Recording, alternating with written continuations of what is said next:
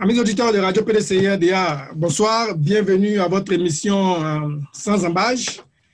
Merci de nous soutenir, merci d'être toujours nombreux à nous suivre. Alors, ce soir, nous avons plusieurs invités et nous avons un frère en ligne depuis Paris qui va nous faire le point de la rencontre entre le président Bédié et le président Gbagbo. Alors, j'aimerais sans plus tarder commencer par présenter nos invités. Nous avons ce soir le journaliste Joël Etienne depuis la France. Joël Etienne, bonsoir. Bonsoir, Monsieur Katina Emmanuel. Vous m'entendez très bien, j'espère. Nous vous entendons bien, bien, merci. Merci de nous faire l'honneur d'être avec nous ce soir. Et je vais vous demander de vous présenter à l'entame de cette émission. Comme vous le dites si bien, je m'appelle Joël Etienne. Je suis le directeur de publication du site businessactuality.com. Je suis militant du PDCI RDA. Je suis militant de l'ivoirité. Je suis ivoirien. Je suis fier de l'être et je réside en Europe depuis une trentaine d'années. Merci. Alors, j'espère qu'au niveau de la régie, on nous entend bien. OK, d'accord. On nous fait signe qu'on nous entend très bien. Alors, nous avons déjà de nombreux spectateurs, téléspectateurs, auditeurs, suiveurs qui sont en ligne. Alors, avant d'entrer dans le vif du sujet, disons au niveau du débat, je vais demander à M. Joël Etienne de nous donner les nouvelles au niveau de cette rencontre tant attendue entre le président Bédié et le président Gbagbo. D'abord, première question, M. Joël Etienne. Qu'est-ce qui bloquait depuis lors? Qu'est-ce qui bloquait? Qu'est-ce qui empêchait cette réunion cette rencontre de se tenir? En fait, il y a rien qui bloque ces rencontres, c'est les médias qui, dans la précipitation, chacun veut avoir la primeur et ils vendent le faux, ils prêchent le faux pour avoir le vrai. Sinon, tel que c'était parti, quand le président Bédié est arrivé, il a eu le président Gbagbo pendant près d'une heure de temps, ils ont échangé longuement. Et comme ça fait plus de 2 ans que le président Bédié n'est pas venu en Europe, vous savez quand même qu'il a pris un peu d'âge et les structures sanitaires en Côte d'Ivoire ne lui permettant pas de faire son bilan de santé, il est venu, il en a profité. Après que la remise du prix Félix Houphouët-Boigny soit ajournée, bon, il a mis à profit pour régler un certain nombre de problèmes. Et comme le président Gbagbo nous disait, il dit, moi je suis assis chez moi ici, et dès que grand frère vous finissez tout, que vous êtes prêt, vous m'appelez simplement que vous êtes prêt, que vous venez, je vous reçois. Et donc, depuis que le président est arrivé, il a passé un bon temps à Biarritz et il a fait un peu le tour de quelques grandes villes européennes. Il devait même rentrer ce soir. Tout le monde l'attend, peut-être qu'il est arrivé, il n'est pas encore arrivé. J'étais à une réunion, je viens d'entrer. Donc, c'est quand le président Bédié va venir après son séjour européen, après ce périple-là, il va informer le président Gbagbo de sa présence et l'informer de sa disponibilité, lui proposer le jour, l'heure de son arrivée. Pour le moment, c'est des supputations que vous entendez, sinon rien ne bloque. C'est imminent, c'est acté, ça doit se faire. OK. Donc, ce que vous nous dites, c'est qu'il n'y a pas de blocage au niveau du Front populaire ivoirien. Le président Gbagbo n'a jamais opposé une résistance à cette rencontre. Le président Gbagbo ne peut pas opposer un refus à cette rencontre puisque lui-même, il est acteur méprisé de la situation. La situation dans laquelle nous vivons, c'est comme en tout pays qui traverse des moments difficiles. On fait taire toutes les idéologies et puis bon, tout le monde se met autour d'une table pour réfléchir. Comment est-ce que nous pouvons faire pour rebondir sur les 2 pieds? Non, je ne pense pas. D'ailleurs, même le président, comme les 2 présidents ayant de l'humour, Gbagbo attend son frère, il n'y a aucune entrave à cela. OK. Alors, là, est-ce que vous pouvez nous dire maintenant à ce moment précis? La rencontre, elle est prévue pour quand? Vous savez, il y a quelque chose que je voudrais que vos auditeurs et vos téléspectateurs comprennent. D'une manière ou d'une autre, c'est deux chefs d'État. Et cette rencontre suscite beaucoup d'intérêt aujourd'hui. Depuis ce matin, tous les grands médias français ne font que m'appeler. Oui, vous faites de la confiscation d'informations. Je dis, je ne fais pas de confiscation d'informations, c'est que la rencontre n'a pas eu lieu. C'est Jeune Afrique qui a planté ce décor, on ne sait pas par qui ils ont eu l'information. Donc, ça c'est un. Et puis de deux, je vous informe que pour ceux qui arrivent de la Côte d'Ivoire, je vois un Brahim Doumia qui est connecté. La situation sociopolitique en Côte d'Ivoire va de mal en pis et il ne faudrait pas que nous laissions faire. Les leaders politiques sont informés et aujourd'hui, il ne s'agit pas d'une idéologie, il s'agit d'une réflexion pour voir comment nous pouvons aider ceux qui sont là, qui vont droit dans le mur, comment on peut les stopper pour que chacun puisse avoir une vie sauve, pour que chacun puisse avoir la clarté dans la gestion du pouvoir ou de l'opposition. À la rue où on s'en va là, j'ai lu quelque chose tout à l'heure qu'à la suite de la rencontre d'hommage à M. Ouattara à Perké, M. Ouattara vient de confirmer M. Youssouf Bakayoko dans ses fonctions de président de la CEI. Donc vous voyez que tout ça l'a mis de bout en bout. La Côte d'Ivoire va droit dans le mur. Il faudrait que, pour ceux qui vont à l'église, il faut qu'ils prient.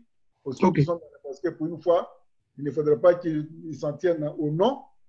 Il faut qu'ensemble nous prions pour éviter vraiment ce que nous pressentons de lourd à la Côte d'Ivoire. Donc, nous sommes dans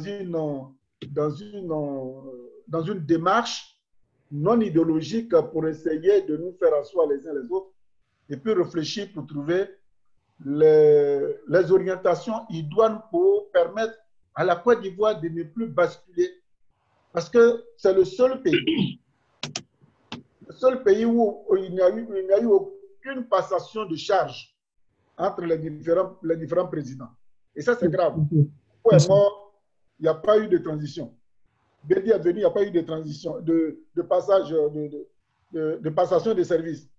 Il a été renvoyé par un coup d'État. Gueye est venu, il n'y a pas eu de passation de charge.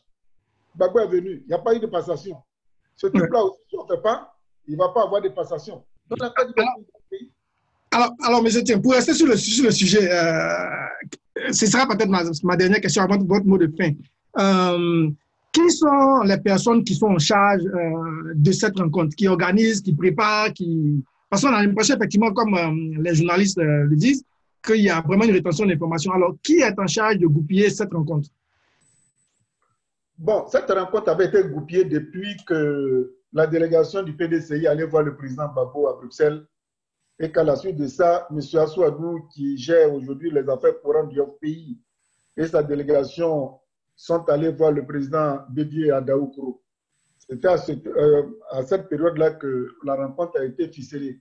Maintenant, quand le président Bédié est arrivé, les deux cabinets, c'est-à-dire le cabinet de M. Gbagbo, le cabinet de M. Bédié, se sont mis ensemble pour travailler véritablement sur le protocole d'abord.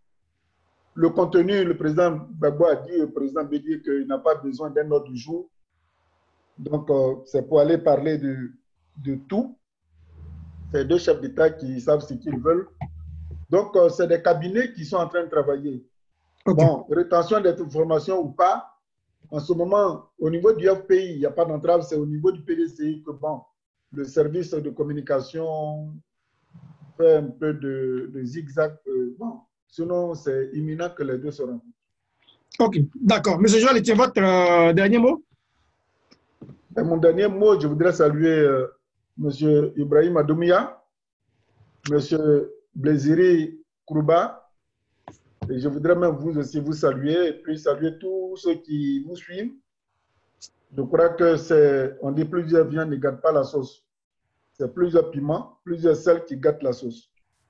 Bon, mais écoutez, soyez dans le vrai. Ne prenez pas de parti pris. Si vous êtes vraiment pour équilibrer les informations pour permettre à la Côte d'Ivoire de ne pas sombrer. Faisons en sorte que 2020, il n'y ait pas d'élection parce que si nous y allons, nous allons avoir des soucis. Faisons tout pour convaincre ceux qui veulent absolument l'organiser de ne pas l'organiser, qu'on n'ira pas à une bonne élection. Une grande partie des Ivoiriens ne se sont pas concernés et la Côte d'Ivoire n'est pas n'importe quel pays. Ce n'est pas la peine de se précipiter. Donc, je salue tout le monde. Et puis, j'invite tous vos téléspectateurs et vos auditeurs à aller sur mon site businessactuality.com. C'est en anglais, businessactuality.com. Là-bas aussi, il y a beaucoup d'informations et d'analyses que nous partageons qui pourraient éventuellement édifier ceux qui sont à la recherche d'analyses, d'informations concernant la situation compromettante, tumultueuse, conflictuelle, démagogique, mensongère, qui gangrène aujourd'hui la vie sociopolitique de la Côte d'Ivoire. OK. Alors, merci, M. Joël Etienne. Je rappelle pour ceux qui ont pris en cours que nous avions M. Joël Etienne, journaliste, militant du PDCI, cadre du PDCI-RDA, et directeur de publication du journal en ligne businessactuality.com. Je précise que c'est aussi un cadre du renouveau PDCI-RDA. Transmettez nos salutations au président Claude Sikabi, président du renouveau PDCI-RDA, et au délégué général Yahou Basile, délégué de... Je ne manquerai pas. Merci, M. Joël. Alors, chers amis, nous allons continuer pour les prochaines 30 minutes avec un débat. Et nous avons ce soir M. Félix Amani du PDCI-RDA de France, M. Blaiseri Kouba du Front populaire ivoirien qui est aux États-Unis et M. Ibrahim Doumbia du RHDP. Alors, nous allons essayer ensemble de voir quelles sont les chances de succès de la rencontre entre le président Bédié et le président Gbagbo. Et puis, quels sont les enjeux de cette rencontre et quel pourrait être l'effet ou les conséquences de cette rencontre pour la paix, la stabilité en Côte d'Ivoire et pour les élections de 2020. Alors, je vais poser ma première question à M. Blaiseri Kouba du Front populaire ivoirien. Alors, M.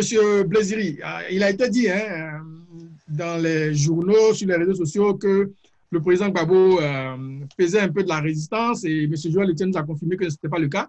À votre niveau, au niveau du Front populaire ivoirien, dans quelle dynamique êtes-vous par rapport à cette rencontre?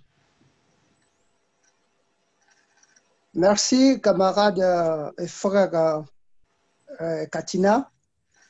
Avant de commencer, j'aimerais saluer tous les auditeurs et chers camarades qui participent à l'émission du groupe PDCI-RDA, du parti PDCI-RDA, la radio PDCI-RDA.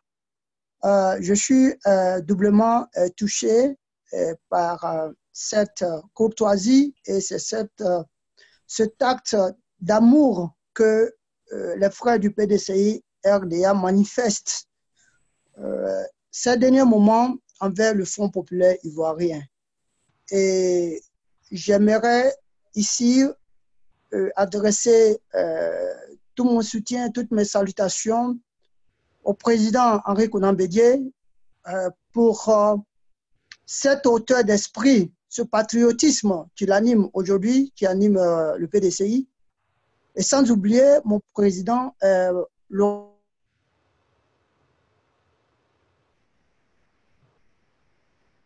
OK. Bon, je crois qu'on a perdu M. Blaiseri. M. Blaiseri, vous êtes là? Vous êtes là?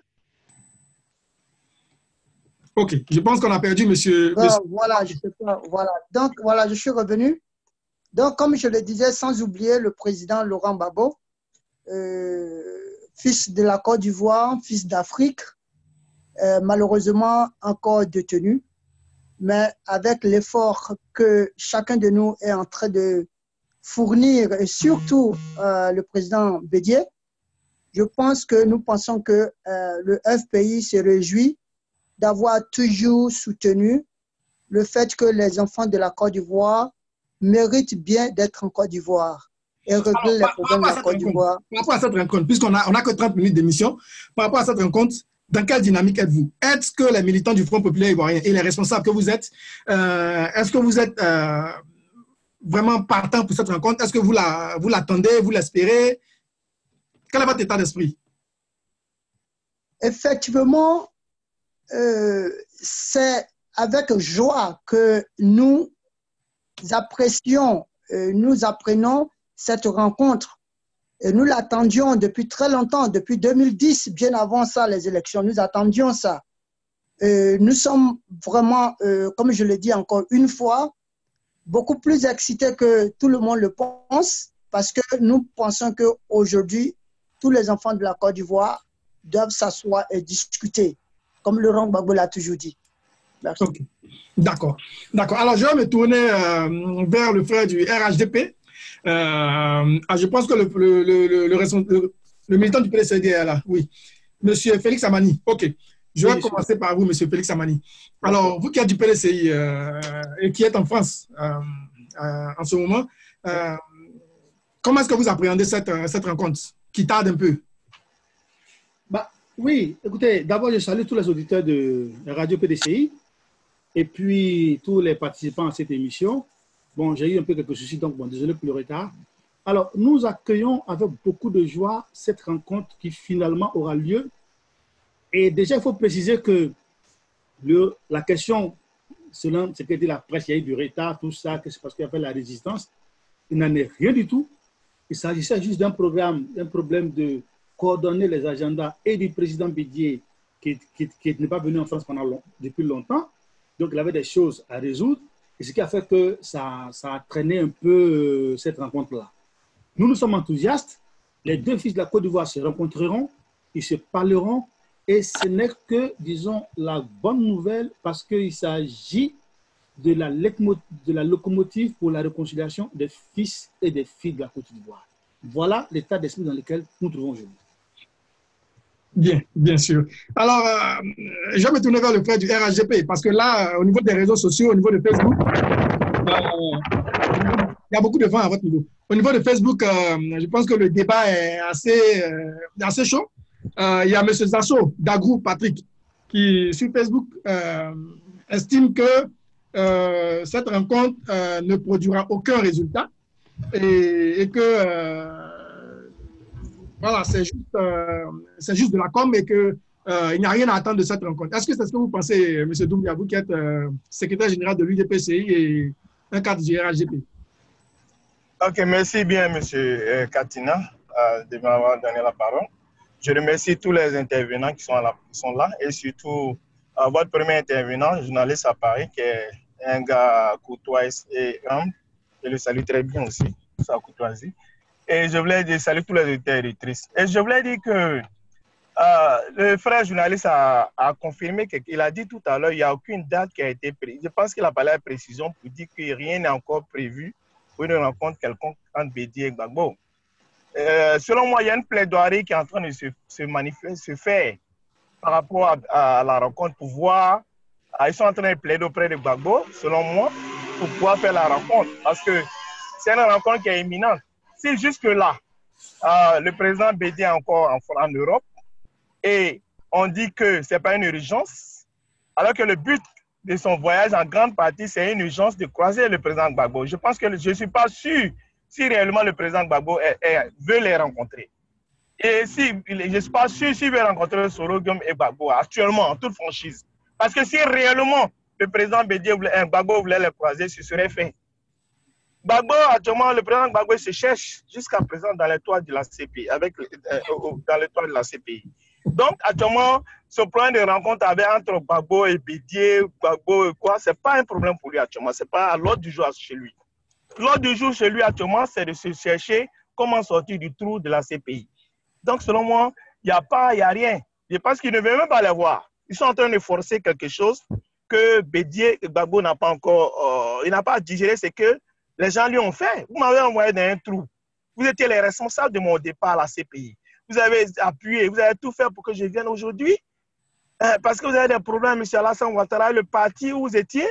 Aujourd'hui, vous voulez chercher à vous abriter en venant vers moi. Mais je suis encore dans les problèmes. Le président Gbagbo est toujours dans les problèmes. Il n'est pas encore sorti du trou de la CPI. Vous venez faire bras de fer, vous venez lui dire, vous pensez déjà avoir position politique en Côte d'Ivoire. Lui, ça ne le regarde pas. L'élection 2020, ce n'est même pas dans la tête du président Gbagbo. Donc, actuellement, il n'est pas prêt à rencontrer Bédié ou bien Soro Guillaume. Ce n'est pas à l'ordre du jour. Et je pense que les gens sont en train de tourner en rond. C'est leur volonté, mais ce n'est pas la volonté de Gbagbo en personne, personnellement. Sinon, ce serait fait. Voilà. Est-ce que j'avais à dire par rapport à cela? Ok, j'ai une autre question pour vous, monsieur Doumbia. Mais avant, permettez-moi de dire un bonjour, un coucou à nos amis qui nous suivent depuis les États-Unis et le Canada à travers Radio Jacques Roger Show, Radio Afrique 2050. Et j'aimerais aussi dire faire un coucou à ceux qui nous suivent depuis Facebook. Bonsoir à M. Steven Ekra, bonsoir à M. Zasso Dagrou Patrick, bonsoir à Charlie, Black Legend du mouvement PDCI Action 225 et à Mme Marie-Chantal Durand. Bonsoir à M. Nyonsekan Ta, Elisabeth Brou, Jean-Bosco Niaoré, Kwasi Clément Kofi, Fabrice Brou, Guédé Eric Blé, et voilà, Yao Denissier, ils sont vraiment nombreux, ils sont vraiment nombreux sur les réseaux sociaux. Alors, monsieur Ibrahim Doumbia, vous qui êtes un Ivoirien, est-ce que ça vous gêne que deux fils de la Côte d'Ivoire se mettent ensemble? Est-ce que ça ne contribue pas un peu à la réconciliation? Est-ce que vous avez intérêt à ce que le président Bédié et le président Gbagbo restent à couteau tiré? Non, ce n'est pas à couteau tiré. Il faut faire une réconciliation. Mais il faut faire une réconciliation. Il ne faut pas faire une réconciliation par rapport à ton intérêt politique. Il faut faire une vraie réconciliation. Et il ne faut pas faire une réconciliation à l'hypocrisie. Parce que là, tu veux te réconcilier à un mois parce que tu es dans le trou, tu es dans les besoins, tu es dans le problème. C'est ce qui est là.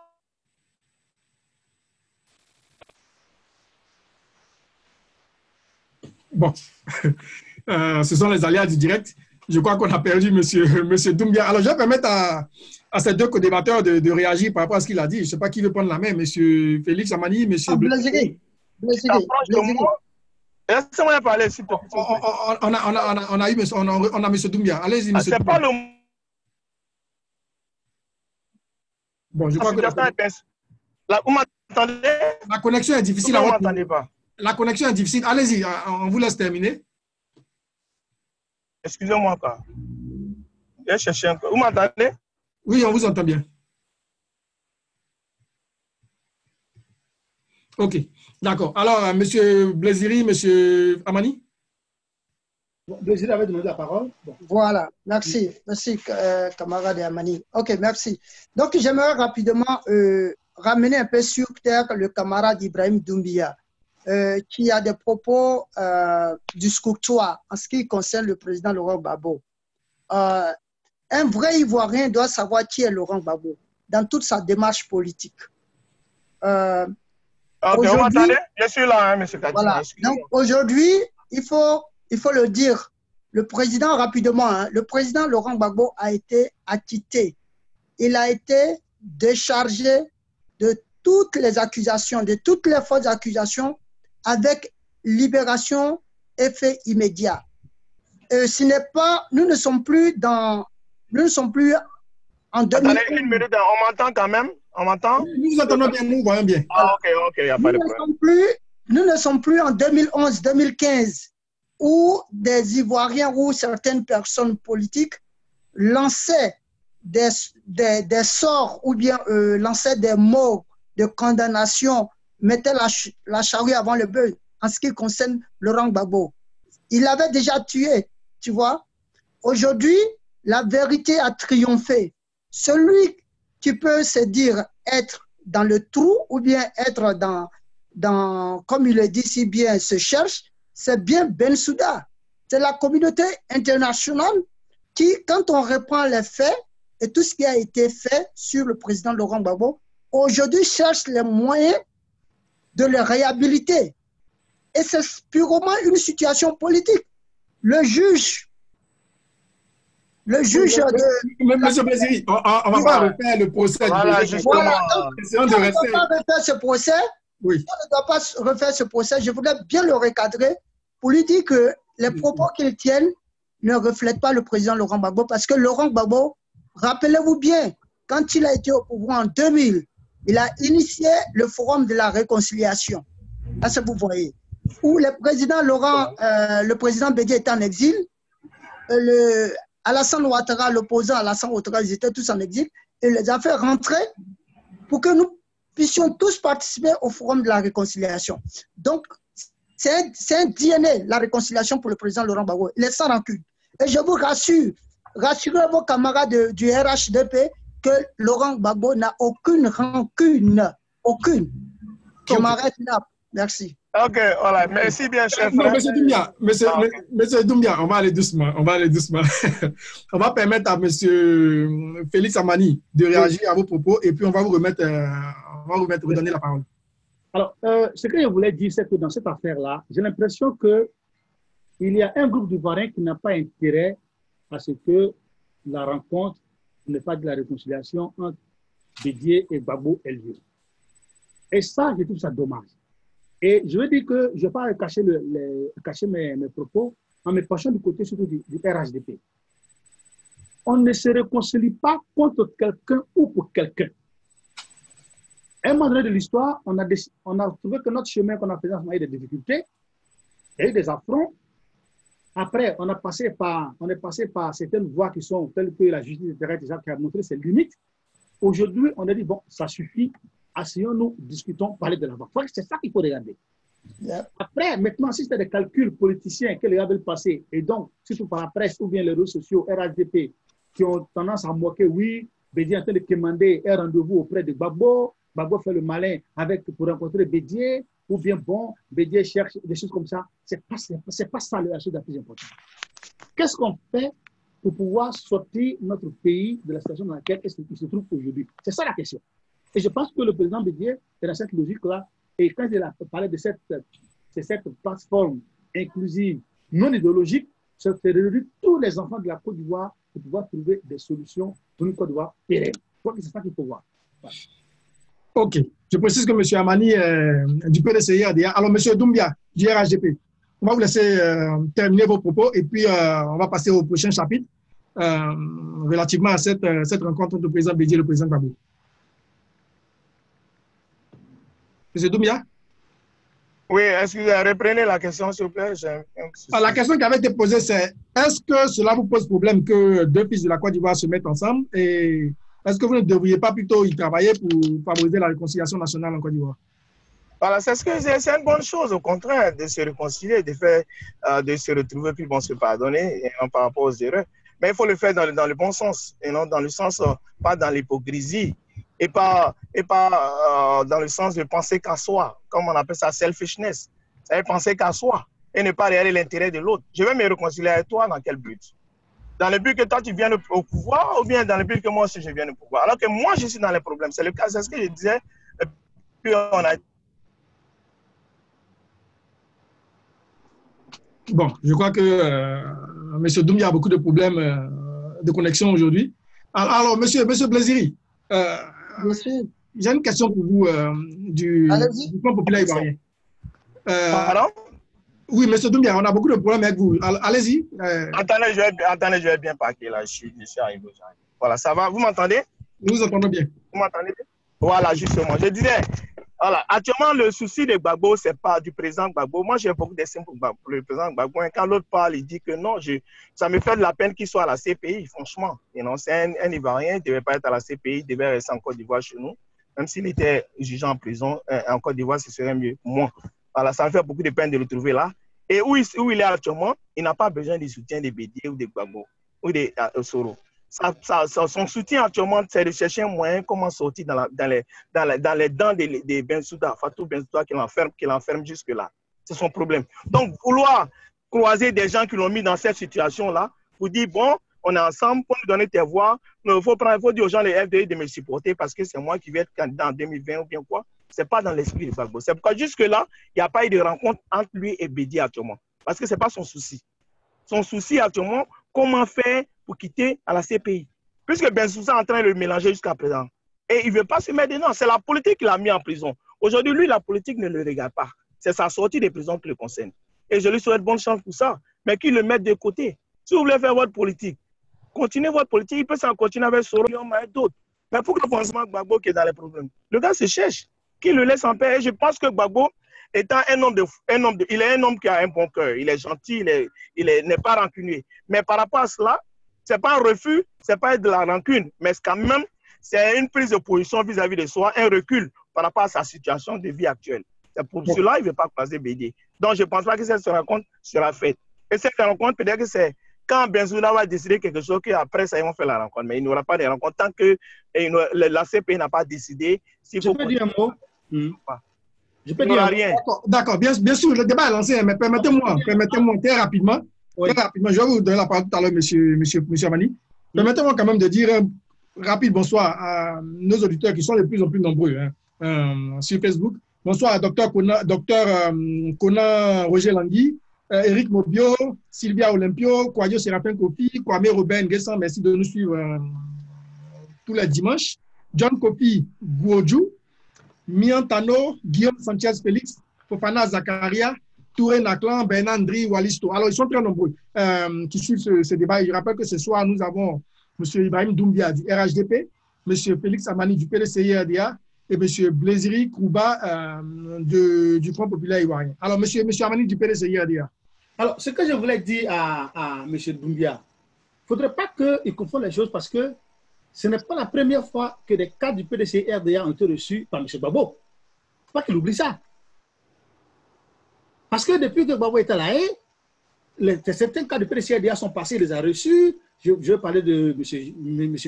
Charles Konabani, de M. Bion lui-même, de plein d'autres qui sont passés, des KKB et consorts qui sont passés là-bas. Donc je vais dire quoi? Je vais dire qu'il ne faudrait pas qu'on voit à la rencontre entre Bédié et Gbagbo aujourd'hui une espèce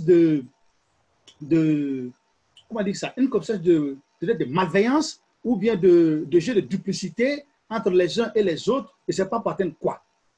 Aujourd'hui, concrètement, depuis que la Côte d'Ivoire a eu la crise 2011, à quel niveau sommes-nous par rapport à la réconciliation?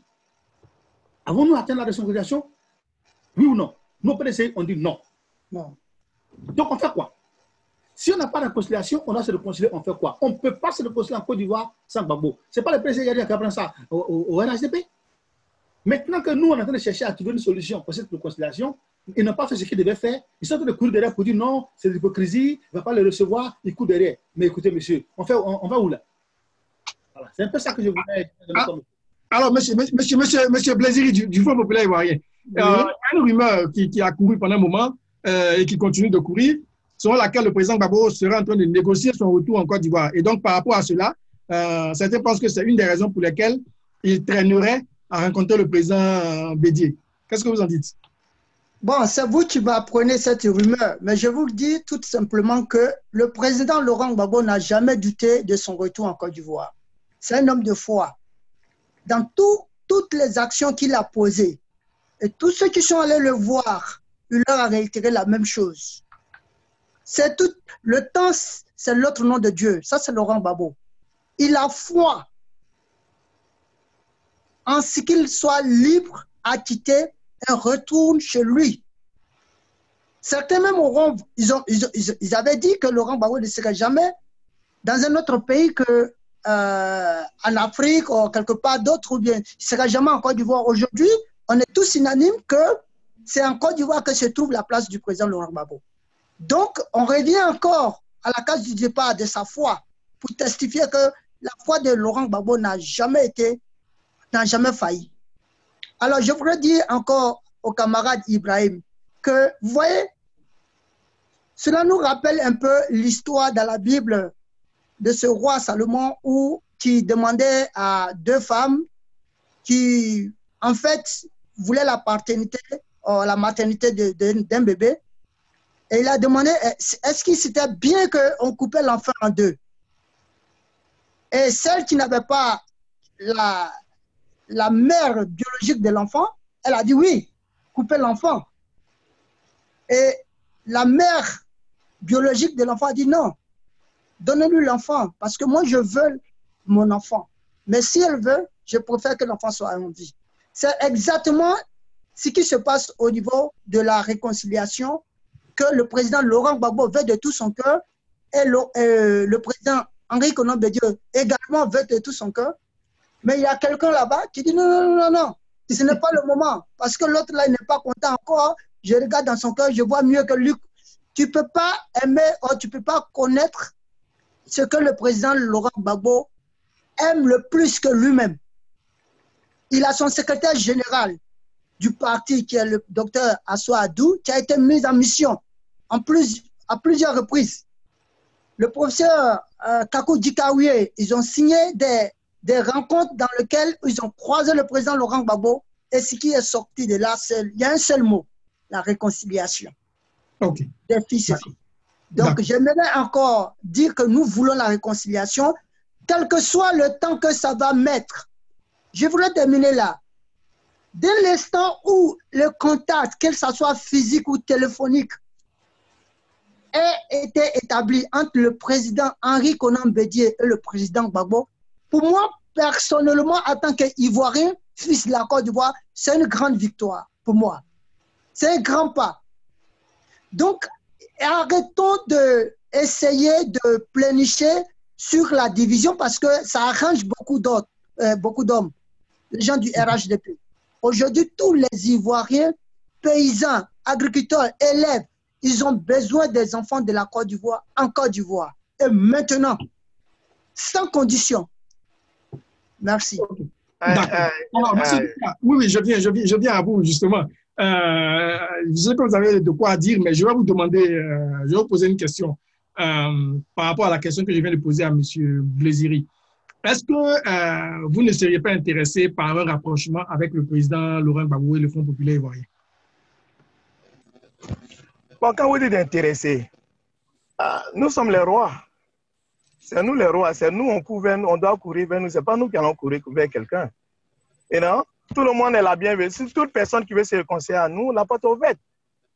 On est là pour la réconciliation. Ben, ce que je voulais faire comprendre à ces gens, à mes frères de l'opposition, pour eux, ils pensent que la réconciliation, c'est une rencontre Bédié et Gbagbo. C'est pas ça la réconciliation. La réconciliation, c'est pour tout le monde qui doit y comprendre. Vous éloignez de RHDP et vous dites Gbagbo et vous, c'est la réconciliation. Gbagbo n'a pas de problème avec Gikawe. Il a reçu Gikawe. Il n'a pas de problème avec Kakabe. Il n'a pas de problème avec Bion, mais il a un problème avec Bédié. Et c'est ce que vous ne voulez pas comprendre. Il y a la réalité qui est là. Vous êtes en train de rêver pour raconter des choses qui vous plaisent. Je sais que c'est votre volonté, mais votre volonté n'est pas la réalité. Faire face à la réalité pour dire que M. Gbagbo, actuellement, en tant que ex-président de la Côte d'Ivoire, son objectif, ce n'est pas de croiser Bédié. Actuellement, son objectif, c'est de sortir de la prison, d'être libre. Que vous dites qu'il a été acquitté, il a été au quoi, on sait tout ça là. Mais il n'est pas libre. Dans la logique, il n'est pas libre. Et c'est ce qui le préoccupe actuellement. Lui et Blé Goudé, c'est leur vie, ils cherchent actuellement. Ce n'est pas la vie politique de la Côte d'Ivoire qui les intéresse. Donc, mettez-vous à laissez-le se chercher. Quand il va sortir, vous allez voir comment il va procéder avec Bédié. Actuellement, ce n'est pas son objectif. Et vous dites aussi que le RHDP, nous, on est là. Il faut être sincère avec certaines choses. Quand vous dites que Alassane Ouattara ne peut rien faire, la Côte d'Ivoire ne peut rien faire pour on est là, on regarde Bédié. Bédié, Gbagbo a plus à gagner avec le RHDP qu'avec Bédié. Il a plus à gagner. Sa sortie de la CPI ou bien son entrée à Abidjan peut en grande partie venir du RHDP. Même si les libéraux du Alassane Ouattara dit qu'il ne rentre pas en Côte d'Ivoire, il ne rentre pas en Côte d'Ivoire, c'est propre. Il a son droit de le dire. Et sachez que mettez bas la terre. Si vous ne mettez pas bas la terre, là, vous allez faire du mal à Gbagbo. C'est pourquoi il cherche à s'éloigner de vous. Il sait que lui qui peut le sauver actuellement, c'est le RHDP, c'est le président Alassane Ouattara. Et vous-même, vous savez cela, mais vous tournez autour de la chose en ignorant le président Alassane Ouattara. Sinon, il serait sorti depuis longtemps, hein? Mais c'est vos bouches et votre haine et envers le RHDP qui fait que jusqu'à présent, il est cloîtré où il est. Et Gbagbo Laurent est conscient de cela. Blé Goudé est conscient, ils sont tous conscients de cela. C'est pourquoi ils cherchent à s'éloigner de vous, mais vous forcez pour aller vers eux. Ils ne veulent pas de vous actuellement. Laissez-les, s'il vous plaît. Parce que si vous allez vers eux, vous ne faites que leur créer des problèmes. Laissez-les où ils sont actuellement. Moi, je vais réagir. Monsieur Doumbia, il va falloir... Je veux que Gbagbo revienne, mais laissez-le en paix. Moi, je vais réagir. Monsieur Doumbia, il va falloir peut-être nous dire exactement quelle est votre opinion. Est-ce que vous pensez que c'est Gbagbo qui fuit Bédié ou c'est Bédié qui fuit Gbagbo? Parce que j'ai l'impression que vous dites... Moi, je vais dire... Non, c'est Gbagbo qui fuit Bédié. C'est Gbagbo qui fuit Bédié. Il fuit Bédié et puis les deux, là, il les fuit. Il ne veut même pas s'approcher de... Moi, je vais dire une chose. Voilà, sinon ce serait fait, la rencontre ce serait fait. Je vous mets en défi, vous les gens de RPA, je vous mets en défi pour dire que la rencontre Bédié-Gbagbo ne sera pas faite. Ça ne va pas se faire. On va permettre à M. Amani de répondre rapidement. Alors, il y a une erreur grave que M. Doumbia est en train de commettre. Il est en train de mettre le processus de la réconciliation sur un problème de personnes. Et ça, c'est très dangereux. À l'heure où on parle de nations, d'autres sont en train de penser à leurs objectifs égoïstes, égocentriques, pour tout faire pour transformer le problème sur un problème de personne. Je dis non. Bon, alors, quand tu dis que Gbagbo n'a pas envie de rencontrer Bédié, ça veut dire quoi? Ça veut dire qu'il veut poser un problème personnel avec Bédié. Mais attention, il ne faut pas oublier que tout ce qui se pose comme problème, ce qui s'est en lieu en Côte d'Ivoire, ce n'est pas des problèmes de personnes, c'est des problèmes pour la nation. C'est ça qu'il faut que M. Doumbia comprenne. Ça, c'est de un. Mais de deux, qui disent que, comment on appelle ça, Gbagbo n'a pas envie de rencontrer Bédié, mais M. Doumbia n'est pas dans la possibilité de dire que dans l'intimité de M. Gbagbo. Il est très mal placé pour parler d'intimité de M. Gbagbo. Gbagbo reçoit qui il veut, quand il veut, comme il veut. Donc, il est très mal placé pour dire que parce que la rencontre n'a pas eu lieu, donc ça veut dire que Gbagbo n'a pas eu lieu. Ça veut dire quoi? Qu'est-ce qu'il sait du programme du président Bédié? Il n'a rien du tout. Le président Bédié est arrivé à Paris quand? Et quand il est arrivé à Paris, qu'est-ce qu'il a comme programme? Quand il est parti en province, il est revenu quand? C'est aujourd'hui que le président Bédié est entré sur Paris? Mais il parle de quoi? Bon, on va rentrer dans les détails, mais je te lui dis qu'il est très mal passé, il n'est pas dans la confidence ni de Bédié, ni de Gbagbo. Et si jamais il n'y a pas eu de rencontre, si la rencontre entre Gbagbo et Bédié n'a pas lieu, ce n'est pas un problème de personnes, c'est qu'il y a eu autre chose, mais ce n'est pas un problème de personnes. C'est ce que je veux dire aux auditeurs. Voilà. D'accord. Alors, dans cette histoire, il y a d'autres facteurs qu'il faut prendre en compte. Et je vais poser la question d'abord à M. Blésiri du Front populaire ivoirien. Il y a d'autres éléments qui rentrent en compte, que ce soit dans la réconciliation nationale, que ce soit au niveau de la rencontre entre le président Gbagbo et le président Bédié, et puis les conséquences que cela pourrait avoir. Il y a deux éléments qu'il faut prendre en compte. Et j'aimerais avoir votre avis là-dessus. Comment est-ce que ces deux éléments-là ont pu impacter ou vont impacter les suites de cette rencontre-là si elle a lieu? Il s'agit de deux personnes, du président Soro Guillaume et du Premier ministre, disons même du président Afi N'Guessan. Alors, comment est-ce que vous voyez, quel effet selon vous, ou quel impact peuvent avoir ces deux personnes-là dans la suite de la rencontre entre le président Bédié et le président Gbagbo? On est tous d'accord que l'aboutissement de cette rencontre-là, ce serait un rapprochement, ce serait une plateforme, ce serait en tout cas un point d'entente sur quelque chose. Monsieur Blésiri. Ok, merci. Ok, vous m'attendez, hein? Voilà, oui, donc rapidement, je voudrais demander aux camarades, encore une fois, Ibrahim Doumbia, d'être un peu humble. Lorsqu'il dit que ceux qui sont les rois aujourd'hui, donc ils n'ont pas allé vers les gens, que les gens, c'est le PDCI et le FE qui doivent venir vers eux, c'est un peu de l'orgueil. Et aujourd'hui, la Côte d'Ivoire n'a pas besoin de ça, des dirigeants orgueilleux, des militants orgueilleux, des citoyens orgueilleux. On n'en a pas besoin, pas du tout. Nous devions avoir appris les leçons de ce que, depuis la mort du président Félix Houphouët-Boigny jusqu'à aujourd'hui, toute la misère, l'orgueil, la méchanceté de certains, de tout ce que ça nous a entraîné aujourd'hui comme échec, comme souffrance. Donc, c'était une parenthèse. En ce qui concerne votre question, j'aimerais dire une seule chose. Hein. Vous voyez, aujourd'hui, nous avons besoin, c'est comme une maison qui est en feu. Nous avons besoin aujourd'hui de tout ce qu'il faut pour pouvoir éteindre ce feu-là. Quand vous avez des gens qui sont au pouvoir et qui ont des propos pareils, ça veut dire qu'ils ne sont même pas prêts pour qu'on parle d'une nation ivoirienne. Est-ce que nous allons rester encore là, en train de les regarder et prospérer, pendant que les instituteurs, les prisonniers politiques, il y en a encore, les enseignants, les transporteurs, tous les Ivoiriens se meurent aujourd'hui par milliers, enfants décapités, enlevés, déchirés. Tout ce qui est misère, tout ce que nous avons connu comme des effets horribles, et des faits horribles, macabres, qu'on pensait que ça arrivait qu'aux autres, les Ivoiriens ont tous vécu. Les Ivoiriens le vivent au quotidien. Donc, pour vous dire tout simplement que, quelle que soit la formule qui doit être mise en place, aujourd'hui, tous les enfants de la Côte d'Ivoire ont besoin de se retrouver.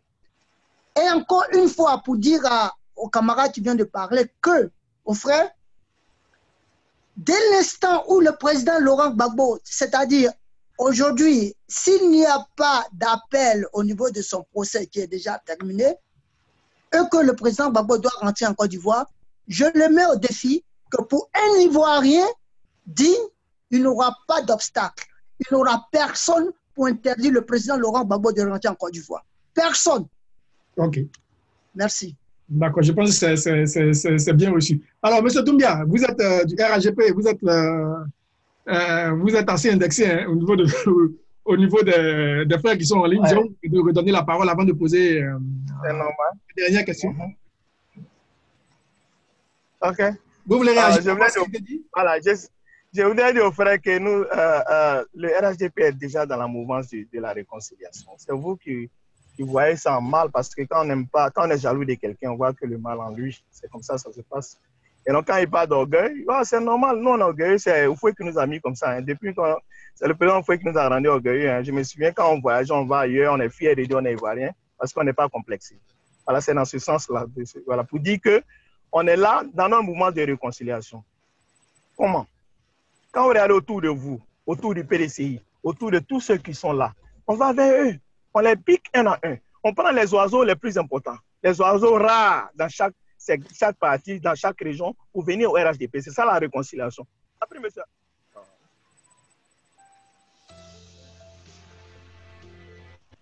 Excusez-moi, j'en viens là. On a pris monsieur Aoussou Jano, on a pris Dibi, on a pris tout le monde. Du côté des FPI, on a pris monsieur, comment dire, de l'ancien FPI, je n'ai pas dit, on a pris monsieur Alissi Djeke. Tout ça, c'est dans le cadre de la réconciliation. C'est partout, on prend partout. Et regardez, quand on parle de FPI d'abord, nous, on a plus besoin d'Afin Guessan que vous. Parce que vous n'êtes pas un parti politique. Vous dites FPI, vous n'êtes même pas un parti politique. Le parti politique qu'on connaît, c'est Afin Guessan. Et on a l'orée de 2020. Vous n'avez même pas encore de parti politique à l'orée de 2020. Comment vous allez le présenter aux élections? Indépendant? Mais parce que pour pouvoir se présenter. Non, je vais. OK. Pas parce que vous dites, c'est vrai que vous avez donné le Fonds populaire ivoirien. Vous avez donné le Fonds populaire ivoirien au président, mais il y a EDS hein, qui est une entité bien constituée. Non, vous avez un problème, hein, c'est pas ça à mon niveau, ça crache chez vous. Allô? Reprenez ça. Ouais, c'était pas bon, ça va maintenant, allez-y, reprenez s'il vous plaît. Je disais que c'est vrai que vous avez offert le Fonds populaire ivoirien au président Api, mais il y a EDS. Qui est une entité bien constituée et donc ne dites pas que le président Gbagbo n'a rien sous la main pour faire la politique ou pour revenir en Côte d'Ivoire. Non, moi je ne parle pas de Laurent Gbagbo actuellement parce que je parle de l'autre FPI. Actuellement, quand on n'a pas offert à Afin Guessan, le FPI à Afin Guessan, ça passe juridiquement que ça a été résolu. Il a été résolu juridiquement que ça revenait à M. Afin Guessan en tant que vice-président. Quand le président n'est pas là, dans la loi partout, même aux États-Unis, quand le président n'est pas là, c'est le vice-président partout au monde, dans le monde. C'est lui qui était le vice-président, c'est lui qui a droit à être le président du parti. Et il est parti sur le plan juridique et il a gagné. Donc, si vous voulez rejeter les institutions de notre pays pour dire qu'elles ne sont pas fortes, mais quand même, la petite institution qui est là-bas a donné vainqueur à Afin Guessan. Donc, nous, on reconnaît Afin Guessan. L'autre parti, de groupes, mais qu'ils soient nombreux ou bien qu'ils ne soient pas nombreux, on ne les reconnaît pas, mais on les reconnaît comme des ex-FPI qui sont détachés, qui veulent se faire voir, entendre pour 2020. Je ne sais pas comment ils le feront. Voilà, c'est pourquoi il dit que le candidat de l'autre qui va se présenter, il sait qu'Afin Guessan sera le candidat des FPI. Donc, il n'y aura pas deux candidats des FPI. L'effigie FPI sera dans Afin Guessan. Donc, l'autre, on ne sait pas quel parti ils ont parce qu'on a combien de mois. À quel moment vous allez créer votre parti politique et quel nom? Donc, je ne peux pas cogiter sur eux actuellement pour dire voilà. Moi, je parle avec Afin Guessan, c'est lui qui est légal. Donc, nous, le RHDP, si on doit dealer, on va vers les gens qui sont légaux. Donc, c'est Afin Guessan qu'on reconnaît. OK. Voilà. Avant de vous passer la parole à M. Amani, je voulais dire à nos auditeurs qui nous suivent depuis Facebook, et nombreux d'entre eux veulent intervenir. Alors, ce qu'il faut faire pour participer à nos émissions, c'est d'envoyer un message à Radio PDCI RDA sur Facebook et vous demander à ce qu'on vous contacte et on vous fera intervenir en tant qu'invité ou en tant que consultant ou enfin, comme vous voudrez. Alors là, certains d'entre vous ont demandé à intervenir. On a encore quelques minutes. Alors, la régie vous a envoyé le lien direct pour intervenir. Alors, il faut peut-être consulter vos messages. Si vous avez demandé à intervenir pendant le débat, consultez vos messages et puis cliquez sur le lien qui vous permettra d'être en connexion avec nous. Voilà. Alors, M. Amani, oui. du PDCI RDA. Je voudrais dire une chose que M. Doumbia vient de répondre sur ce que M. Doumbia a en train de dire. C'est-à-dire que au fait, quand vous écoutez M. Doumbia dans sa réflexion, on a l'impression que la Côte d'Ivoire, c'est la propriété privée du RHDP. C'est-à-dire que les gens n'ont pas le droit de réfléchir autrement que le RHDP. Tout à l'heure, il vient de dire quelque chose de très important, qui pique les cadres au PDCI RDA. J'ai entre mes mains ici l'avant-dernier numéro de Jeune Afrique. Concernant le titre, c'est à l'heure du choix. À l'heure du choix de M. Ouattara. Et j'ai dit ceci, je cite deux phrases. On dit le président est bien plus furieux qu'on Bédié, et qu'est-ce qu'il fait? Ce qu'il a fait, c'est que c'est quoi? C'est dans les rangs même du PDC qui décide de recruter pour son tout nouveau rassemblement du RHDP. Des menaces aux abats, notamment financiers. Tous les moyens seront bons. Voici la méthode que le RHDP est en train d'utiliser et qui va utiliser ça aujourd'hui. Jean, il a la majorité en Côte d'Ivoire. C'est bien avec ça, ok, d'accord. Oui, on a eu quelques petits soucis, mais on vous entend. Vous voulez terminer rapidement? Je termine rapidement pour dire ceci, que le RHDP, la Côte d'Ivoire n'est pas la propriété du RHDP. Elle est fixe en Côte d'Ivoire, on est plus de choisir qui on veut, mais que le RHDP fasse attention de croire qu'il est le propriétaire de la Côte d'Ivoire. C'est ce que vous voulez dire. Et vous n'avez pas répondu à ma question concernant Soro Guillaume et Afin Guessan. Oui, alors, concernant Soro Guillaume et Afin Guessan, je pense que le travail du président Bédié dans cette histoire, ça je peux vous dire, bon, c'est peut-être que dans le secret, le président Bédié, sa première réaction qu'il a eu dans cette histoire, c'était de mettre d'abord l'unité au sein du parti du FPI. Je sais que la commission est déjà pour dire, arrange-toi pour que les enfants là, que tu as laissé là s'entendent, pour qu'on puisse sortir à Côte d'Ivoire de cette situation de léthargie. Bon, finalement, il y a eu des choses qui sont allées plus ou moins, ça n'a pas abouti.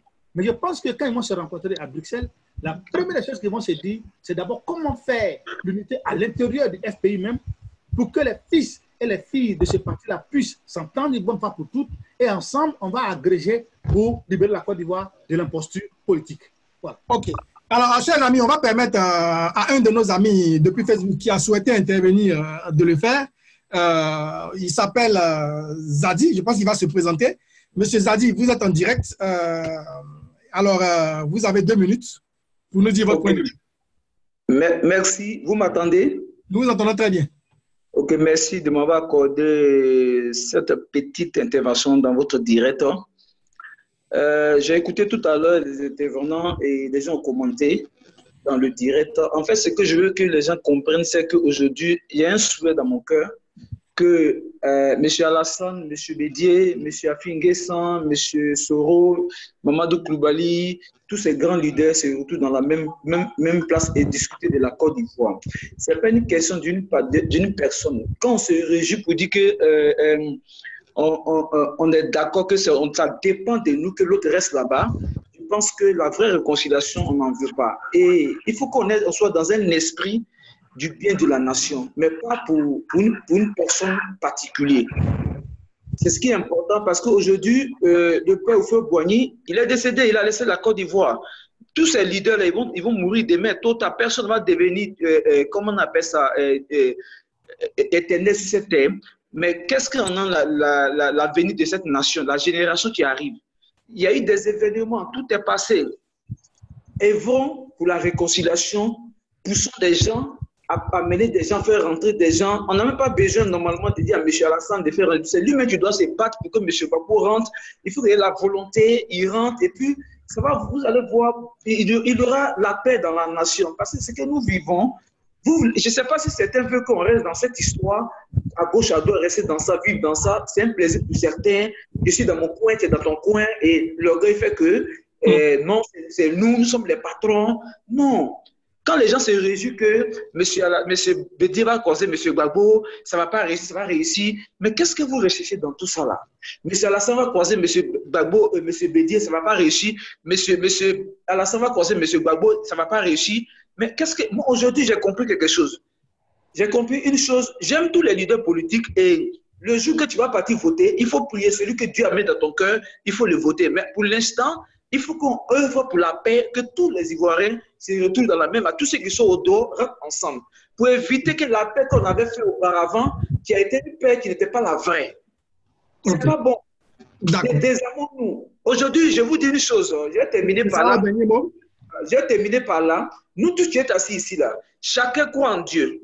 Qu'il soit musulman, qu'il soit chrétien, qu'il soit animé, il croit quelque chose, il a quelque chose en lui qui croit qui est la bonne moralité. Mais est-ce que ce Dieu à qui nous adorons là, est-ce que c'est ce qui veut de nous? Vous comprenez? Moi, je suis là.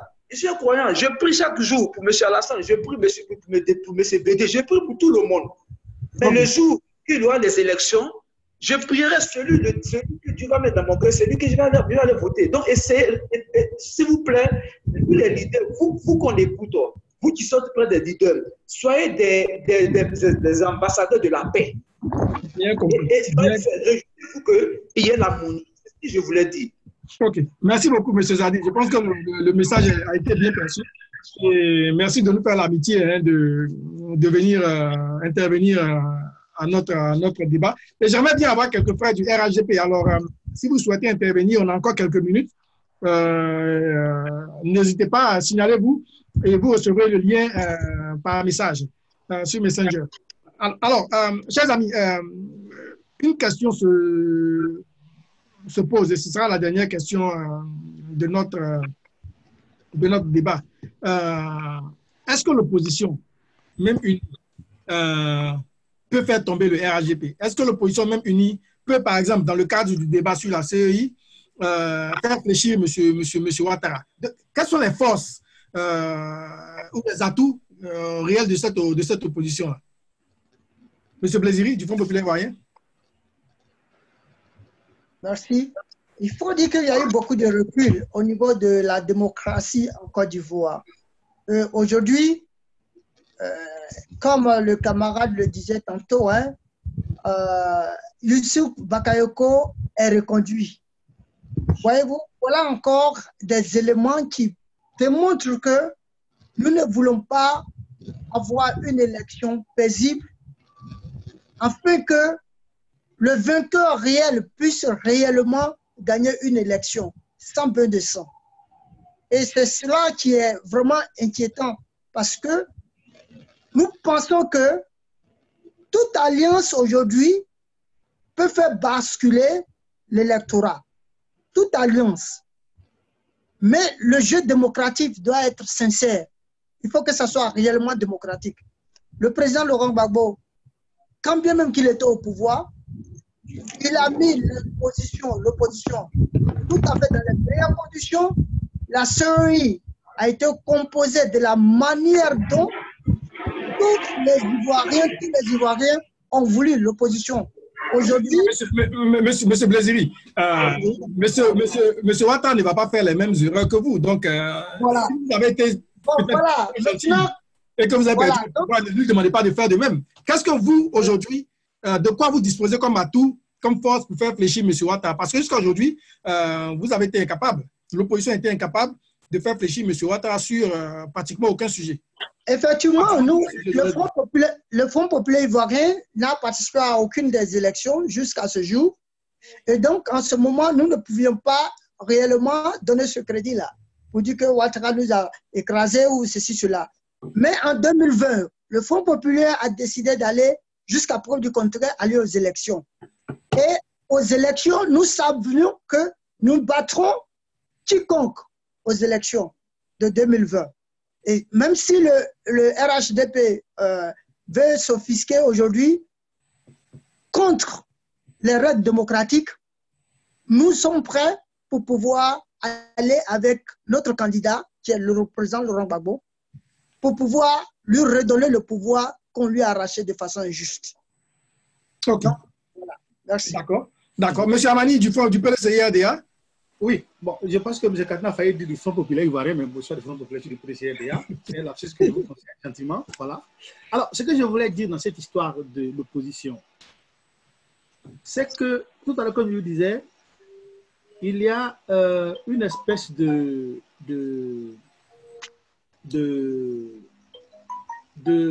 défiance du pouvoir vis-à-vis de la démocratie, vis-à-vis du peuple ivoirien. Et en même temps, cela a été bon aussi parce que ça montre que le RHDP en réalité est en fin de vie. Pourquoi? on demande de réformer la CEI, on ne le fait pas contre quelqu'un ou pour quelqu'un, je le dis toujours, c'est au nom de la nation. Et nous savons tous aujourd'hui que même la Commission de l'Union africaine a demandé à ce que cette CEI-là soit recomposée pour le respect standard que tout le monde a établi sur le plan international. Mais comme ils savent que si ça nous ils vont perdre. Donc maintenant, ils jouent un jeu de force avec l'opposition. Ça veut dire quoi? Ça veut dire que le RHDP, ils ont un gros caleçon, mais à l'intérieur, il n'y a rien. C'est ce qu'ils ne veulent pas dire aux gens. Donc du coup, quand ils s'agitent, oui, ils ont la légalité, ils ont ceci, ils ont cela. Mais si vous n'avez pas peur, que vous dites que vous êtes majoritaire, mais allez-y faire une CEI bien composée avec la légalité, et puis moi qui va gagner. Et ils refusent de le faire. Pourquoi? Parce qu'ils sont peureux. Voilà. Et n'aiment pas la vérité. Voilà. D'accord. Alors, avant que M. Doumbia ne réponde à cette question, non, peut-être on va permettre à M. Doumbia plutôt de répondre à cette question. Et après M. Doumbia, on a un intervenant du RHDP qui va donner son point de vue sur le sujet de ce jour. Et puis, chers amis, nous allons passer à la conclusion de ce débat. Alors, M. Doumbia Ibrahim. Oui, M. Katina. Bon, je ne sais pas. Est-ce que l'opposition, je demandais aux frères de l'opposition, est-ce que l'opposition est capable de faire fléchir M. Ouattara, même uni, hein? Est-ce que l'opposition, je dis M. Bédié, M. Ouattara, M. Gbagbo et M. Soro éventuellement, est-ce qu'ils auront les armes, les moyens pour faire fléchir M. Ouattara, selon vous? Bon, voilà. Bon, d'abord même, il n'y a pas d'opposition. C'est une opposition dispersée. Donc, une opposition dispersée ou bien dissipée, c'était un problème parce qu'à leur niveau, ils ont des problèmes. Quand Bédié, il y a Soro, il y a un problème. Bédié, Gbagbo, il y a un problème. Je ne vois pas quelle opposition qui est là qui va essayer de faire fléchir. Même unis, ils ne pourront pas faire fléchir. Unis, au moins, peut-être ils peuvent essayer, mais ils ne pourront jamais faire fléchir le RHDP parce qu'ils sont très faibles. Parce qu'ils sont en train de perdre tous les militants des valeurs. Et c'est ce qui est important pour nous. Dire que quand vous regardez autour de Soro, il n'y a personne. Quand vous regardez autour de Bédié, il n'y a personne. Quand vous regardez, ils sont tous venus chez nous, au RHDP. Et tous les... Quand tu vas à Korogo, tu vas à Ferke, tu vas dans les coins de Bédié, à Dimokoro, à Sakassou, ils sont tous au RHDP. Donc, je ne sais pas quels militants ils vont mobiliser pour pouvoir battre le RHDP. Même s'ils sont ensemble, ils ne peuvent pas mobiliser la Côte d'Ivoire contre le RHDP. Ils ne peuvent même pas. Et d'abord même, ils ne pourront pas parce qu'ils sont déjà dispersés et ils ne vont jamais s'entendre. Ça, je vous le confirme. D'ici 2020, vous verrez, ils ne pourront rien faire, ils ne pourront pas s'entendre. Il n'y a pas un problème de leadership à leur niveau et ils ne s'entendent pas. Et les principes qu'ils ont mis en jeu entre eux ne sont pas respectés. Donc, je ne vois pas d'opposition qui va essayer de faire fléchir le RHDP. Au contraire, ils sont en train de se noyer. Et ils ne savent pas qu'ils sont en train de se noyer. C'est ça leur problème. Donc, nous, on ne fait que les regarder et puis les sourire. Je dis que vraiment, on les laisse se noyer. Continuez de vous noyer. Vous ne voulez pas voir la réalité et continuez de vous noyer. La réalité, c'est d'aider Gbagbo à s'approcher d'Alassane. Alassane est le président de la Côte d'Ivoire. C'est lui qui gère le pays. C'est lui qui a les relations internationales. C'est lui qui peut décider pour dire, bon, laissez Gbagbo rentrer, c'est mon frère. Il est bien. Mais vous voulez que le président Alassane vienne vers vous. Vraiment, essayez de réfléchir. Moi, je suis le roi, je suis dans mon palais. Vous voulez que moi, je vienne vers vous pour vous dire, venez vers moi? Non, quand même, comprenez les choses quand même. Le roi, c'est lui qui a le pouvoir. Nous, on a le pouvoir. Venez vers nous et on va agir ensemble. Alassane a un cœur ouvert, il a un cœur blanc, il est prêt à réconcilier. Monsieur Doumbia, je vais vous demander, chers amis, de préparer votre conclusion. Malheureusement, nous sommes au terme de cet échange. J'aimerais profiter pour dire un bonsoir à tous les militants du PDCRDA du côté d'Atlanta, qui préparent une grande assemblée générale tout à l'heure. Radio PDCRDA y sera pour vous. Alors, nous allons prendre, chers amis, un cadre du RHDP, M. Diomandé Moussa, depuis les États-Unis, qui a souhaité intervenir. Et puis, ensuite, nous allons prendre vos conclusions. Juste avant ça, j'aimerais dire bonsoir à Dr Touré Boubacar, qui nous suit depuis les États-Unis. Bonsoir à Léonie Kotoklo, de la Force Virginie, Rachel Ake, Guédé Eric Blais et bien d'autres. Hein. Vraiment, Parnassien Moisi. Ils sont très nombreux sur Facebook. Tous les membres du mouvement PDCI Action 225. Merci de nous suivre. Alors, M. Diomandé Moussa, vous qui êtes du RHGP, je vais vous demander de vous présenter d'abord et puis ensuite de nous dire ce que vous souhaitez, de nous donner votre contribution à ce débat. Oui, bonjour, monsieur Katina. Bonjour également à tous vos invités. Alors, en tant que porte-parole du RHDP, chargé de la presse, je voudrais... Non, du RDR, ça va. Non, chargé de la presse, je voudrais saluer surtout monsieur Doumbia, qui est membre donc, du conseil politique du RHDP, et saluer ses interventions. Qui nous permettent aujourd'hui de situer, je crois, que pas mal de points sur l'opposition. Je crois que je voudrais aussi saluer M. Amani et le représentant du FPI dont le nom m'échappe. M. Désiré. M. Désiré, voilà. Donc, très bon débat, M. Katina.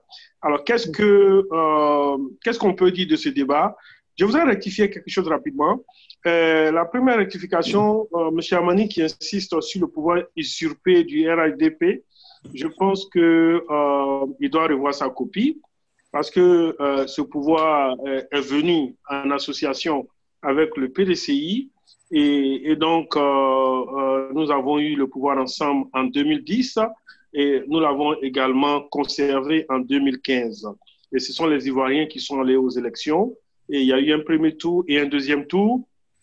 M. Aoussou Jano était même le directeur de campagne du président Ouattara en 2010. Ça, c'est le premier point. Le deuxième point, c'est concernant ce mélange entre le FPI. Alors, quand il dit que le FPI, je parle du représentant du Front populaire ivoirien cette fois-ci, alors qui dit que le FPI n'a participé à aucune élection. Je crois que M. Doumia l'a dit clairement.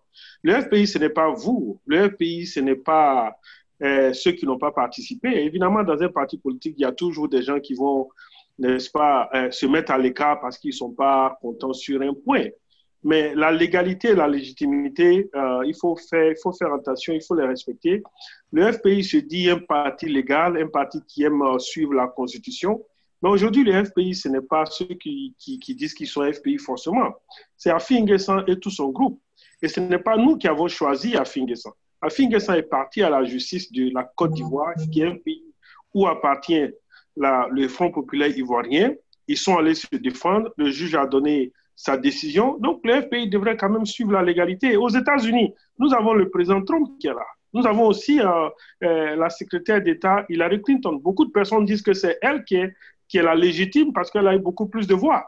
Mais la légalité avec le président Trump, est-ce que nous ne respectons pas le président Trump? Nous respectons le président Trump parce qu'il a la légalité avec lui, avec la Cour suprême. Donc, je demanderai au FPI de ne pas parler de légitimité, c'est pas moi, des militants sur le terrain et autres. Alors, donc, je pense qu'il y a toujours des gens qui sont endoctrinés par la personne, par le culte de la personnalité du président Laurent Gbagbo.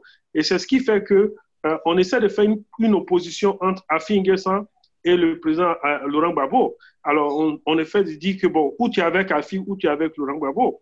Pourtant, officiellement, le président Afi poursuit, n'est-ce pas, le combat du président Laurent Gbagbo avec la posture qu'il a en ce moment, avec sa méthode à lui. On peut ne pas être d'accord avec sa méthode, c'est sûr. Hein, sa méthode peut ne pas faire l'unanimité, mais il faut reconnaître que c'est lui qui reçoit toutes les instances au niveau des chancelleries internationales. C'est bien Afi N'Guessan. Donc, le Front populaire a intérêt à faire d'abord sa réconciliation à son sein avant de venir parler de quoi que ce soit avec les Ivoiriens. Et je pense que c'est le mandat du président Bédié. Ce sera son premier mandat. Parce que s'il est incapable, par son âge et puis par sa posture de président d'un parti qui se dit parti de paix, je veux parler du PDCI, il devrait pouvoir réconcilier le Front populaire ivoirien entre eux et même le président Soro-Guillaume avec le président Gbagbo. Et s'il réussit cela, il aurait reçu, à mon avis, un grand coup par rapport à tout ce qu'on attend de lui. OK, d'accord. Merci beaucoup, Monsieur Diomandé Moussa. Je précise que vous êtes un des porte-parole, c'est ça, du RHGP, du RDR? Non, porte-parole chargé de la presse. Le porte-parole, c'est Monsieur Jean-Pierre. Monsieur Jean-Pierre Boisbri, OK. Mais OK, d'accord. Ça, c'est au niveau du RHGP ou du RDR? Du RHDP. Le RDR n'est plus d'actualité. Nous sommes aujourd'hui un parti uni. Voilà, nous avons tous les partis ensemble. Nous avons fait notre assemblée générale constitutive. et nous avons fait notre premier congrès ordinaire et vous avez vu dans la presse les organes qui se mettent en place petit à petit avant certainement la prochaine convention qui va choisir notre candidat. D'accord, d'accord. Et très rapidement, merci beaucoup, M. Diomandé. Merci. Et vous transmettez notre bonsoir au responsable du RHDP au niveau des États-Unis. C'est le délégué général Enza Camara. Bien sûr, OK. Bon, OK. Je n'ai pas voulu prononcer son nom cette fois-ci, mais vous savez que c'est quelqu'un que j'apprécie bien. Alors, bonsoir au délégué général Enza Camara depuis les États-Unis. Alors, Monsieur Ibrahim Doumbia, très rapidement, on a la conclusion de ce débat. Monsieur Diomandé vient de nous dire que le RDR n'existe plus. J'imagine que l'UDPCI, dont vous êtes originaire aussi, n'existe plus. Et donc, vous n'aurez pas de candidat en 2020. Comment ça va se passer rapidement? Ok, merci de poser cette belle question. En 2020, on va, au sein du RHDP, vous savez qu'on est en train de constituer les bureaux, tout ce qui se passe au sein du RHDP. Au niveau de RHDP, on fait des élections au sein du RHDP pour choisir un candidat. Il y aura deux options. Soit il y aura une élection pour choisir un candidat, ou bien soit il y aura un consensus pour choisir un candidat. Et ce candidat qu'on va choisir sera le candidat du RHDP, qu'il soit de l'UDPC, qu'il soit de l'URDR, qu'il soit d'où, on doit tous se mobiliser derrière ce candidat pour le soutenir pour 2020. Voilà, quand c'est comme ça, ça va procéder. Donc, ne vous inquiétez pas. À notre niveau, il n'y a pas de problème, il n'y a pas de zizanie. C'est la solidarité, c'est la compréhension et tout ira de l'avant. On aura un grand candidat de grand calibre, d'un gros calibre. OK. Alors, chers amis, merci d'avoir accepté de participer à cet échange. Je rappelle à ceux qui nous ont suivis en cours qu'à l'entame de cette émission, nous avions M. Joël Etienne du PDCA de France qui nous a fait le point sur la situation actuelle par rapport à la rencontre entre le président Bédié et le président Gbagbo. Alors, ce qu'on peut retenir, c'est que c'est la presse, disons, qui a un peu précipité les choses. Sinon, aucune date n'avait été ficelée. Le président Bédié avait un engagement au niveau de sa santé et il avait quelques autres engagements qui devaient, je veux dire, terminer. Et donc, la rencontre est prévue, elle est imminente. On l'a annoncé pour demain, mais probablement dans les jours qui suivent. Et donc, c'est ce que nous pouvons retenir. Avant de vous permettre de faire votre conclusion, nous sommes vraiment à la fin de l'émission. Nous avons un frère qui nous a rejoint à la dernière minute, qui voulait aussi intervenir. Je ne sais pas si vous pouvez finir de manger. Je vais vous voir mastiquer quelque chose. Non, ça finit. D'accord. C'est un frère du RHGP, je crois. Non, du FPI. Du Front populaire ivoirien, ok, d'accord. On a vraiment à la fin de cette émission. Nous allons vous donner 1 minute. Merci. Pour nous dire quelque chose et la prochaine fois, peut-être, on aura plus de temps. Allez-y. Oui, merci. Je crois que... Présentez-vous, s'il vous plaît. Je suis Ivoire Sassio. Sur Facebook, à l'état civil, c'est Dago Artu. Je suis militant du Front populaire ivoirien. Je réside en Italie. Je voulais vraiment déplorer le comportement de nos frères du RDR qui se font appeler RHDP. Oui, parce que ce système de Bédié a été déjà dissous. Mais moi, personnellement, je salue le président Bédié et je le soutiens. Parce qu'aujourd'hui, il s'agit de la Côte d'Ivoire. Mais quand on attend les militants ou les responsables du RHDP dévier le débat et parler de réconciliation FPI, le FPI peut ne pas être réconcilié et la Côte d'Ivoire peut être réconciliée. On peut ne pas être d'accord avec sa femme, son épouse ou bien son fils et réconcilier tout un village. Où est le problème dans ça? On parle de réconciliation, mais comme ils savent qu'ils ne sont pas logiques vis-à-vis de la situation, et qu'ils détiennent encore des prisonniers politiques, des exilés politiques, ils ont encore des comptes et des biens des gens qui sont gelés, ils ne sont même pas dans un système de réconciliation sérieux. Il faut dévier le débat pour parler de réconciliation de FPI. Si vous reconnaissez AFI et que vous pensez que vous devrez lui donner la caution pour se présenter en tant que FPI, et que Gbagbo vient demain, s'il ne se présente pas, ou bien s'il est candidat indépendant, où est votre problème? Nous avons un problème d'intérêt national. Franchement. Est-ce qu'avec ce que nous sommes en train de vivre, il est temps que la Côte d'Ivoire retrouve tous ses enfants, comme le président Gbagbo l'a fait quand il était au pouvoir, en faisant rentrer Bédié, le président Bédié et Alassane Ouattara, en leur demandant de prendre des FDS au sein de l'armée pour les gardes rapprochés, et puis on est allé aux élections. Est-ce qu'il est nécessaire qu'on le fasse maintenant pour l'intérêt de la Côte d'Ivoire. Parce que Ouattara va partir, Bédié va partir, Gbagbo va partir, mais nous, les générations qui sommes encore plus jeunes, valides là, qu'est-ce qu'on revient? Qu'est-ce qu'on retient et qu'est-ce qu'on préserve pour nous et qu'est-ce qu'on préserve pour notre pays qui était vraiment la locomotive de la CEDEAO. Mais j'ai l'impression que les gens au RDR, ils préservent leurs petits porte-monnaie là et puis ils distraient les gens. On parle de Bédié. Nous tous au RPI, on a incriminé Bédié pour son affaire de Daoukro. Mais le monsieur, à un certain moment, il a commencé à se ressaisir. Il a envoyé plusieurs émissaires chez le rang Gbagbo que Gbagbo a reçu. Gbagbo a instruit son secrétaire général. Et ils sont allés à Daoukro. On est en train de voir un espoir de réconciliation. Est-ce qu'on vous a dit que Bédié, Gbagbo va dire voter pour Bédié ou bien Bédié va dire voter pour Gbagbo? On n'est pas encore à ce stade. Nous sommes au stade où Bédié peut dire à Gbagbo, tu m'avais peut-être mal compris, ou Gbagbo va dire aussi à Bédié que non, grand frère, tu m'avais mal compris. Il est temps que nous accordions une chance aux jeunes générations, aux futures générations. Mais je pense qu'au RDR, eux, ils ne veulent pas cette chance. Ils veulent seulement une statue, une marionnette de la France, qui est Draman, et puis eux, ils font leur business. Mais on ne va pas rester dans ça. Parce que d'abord, nous sommes Bédié est dans une logique sérieuse, et donc il aura le soutien de Dieu, il aura le soutien du peuple. Et puis, quand j'écoute Doumbia qui dit on est roi, vous voyez quelqu'un qui se dit démocratique et qui parle de royauté dans un État. C'est nous les rois. Mais le roi, là, on ne le voit pas, il est là à vie. Pourtant, tu te dis un parti démocratique. Et quelqu'un qui souhaite même que le Soudan ne libère pas Gbagbo. Dans ses propos, hein, vraiment, je ne voulais pas revenir là-dessus parce que vous êtes déjà à la fin de votre émission. Parce que quelqu'un qui ignore que la condamnation d'un accusé ne revient pas, ne demande pas du procureur, c'est du théoubéoui. C'est du folklore. Vraiment, en peu de pays, je suis désormais abonné. Il faut que les fils de ce pays se mettent ensemble. Et puis, on va aller à des élections transparentes, apaisées. À partir de là, celui qui va gouverner demain là, il saura comment gouverner. Mais c'est parce qu'on n'a pas fait ça que Ouattara se dit, c'est parce qu'on n'a pas fait ça que les partisans de Ouattara se disent que Ouattara est un roi. D'accord. Mais on va y passer. Merci de m'avoir accordé vraiment ce temps.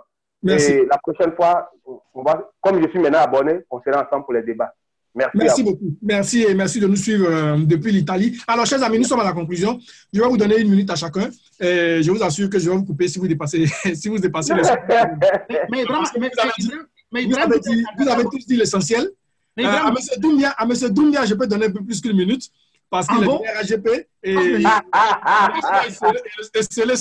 sur le plateau, il n'arrive pas à se défendre. Je vais donner plus de temps pour se défendre. Alors, je vais commencer avec M. Béziri du Front populaire ivoirien. Bon, il aurait pu se défendre avant que je l'allume encore. Bon, merci encore. Je voudrais dire tout simplement que il y a des gens qui ne comprennent pas le mot réconciliation. Et c'est dommage. Voyez-vous, la réconciliation, c'est une concession. On doit faire des concessions pour qu'on puisse s'attendre sur le minimum.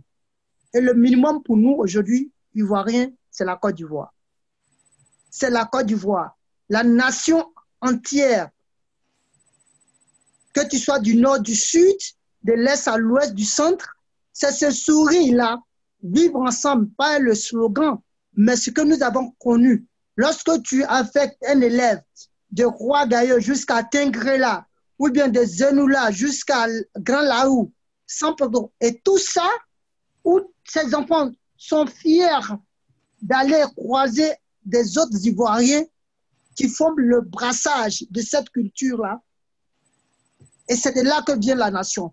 Et c'est ça la réconciliation dont nous voulons. Nous voulons que ce pays-là revienne à la case du départ. Et le président Laurent Gbagbo l'a assez bien compris. Après son élection en 2001, il a automatiquement mis sur pied la réconciliation, le forum de la réconciliation. C'est un processus.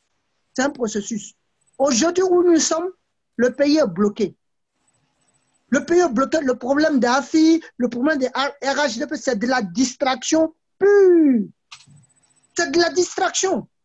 Parce que l'enjeu aujourd'hui est beaucoup plus important que la personne de AFI ou bien de ceci, cela. Okay. C'est de la distraction.